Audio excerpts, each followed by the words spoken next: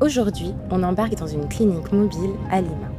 Dans les zones les plus isolées, l'accès aux soins reste très difficile. Alors, ce sont les équipes médicales qui se déplacent pour aller à la rencontre des populations. Nous sommes dans la région du Haut El Chargui, à l'est de la Mauritanie, près de la frontière avec le Mali.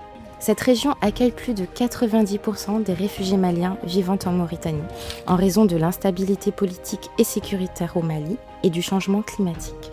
C'est ici que se trouve le site d'Aror, l'un des principaux lieux d'accueil des personnes réfugiées maliennes, en dehors du camp de Mbera.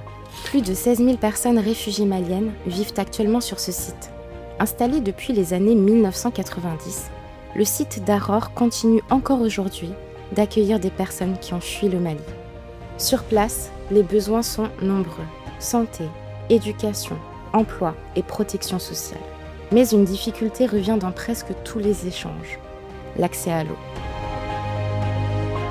Pendant la saison sèche, l'eau devient encore plus difficile à trouver. Cela fragilise l'état de santé des habitants, en particulier les enfants, les femmes enceintes et les personnes âgées. Le manque d'eau complique aussi l'hygiène au quotidien et engendre des crises sanitaires majeures.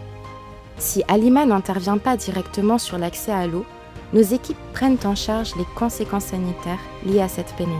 Certaines maladies de peau, les dermatoses par exemple, comme la gale.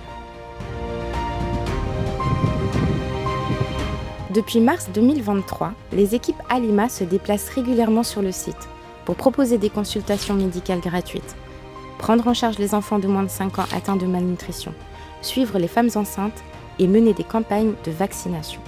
Pour les habitants d'Aror, cette clinique mobile est souvent le seul moyen d'obtenir une prise en charge médicale. Concrètement, sans elle, des milliers de personnes réfugiées, déjà très vulnérables, n'auraient aucun accès aux soins.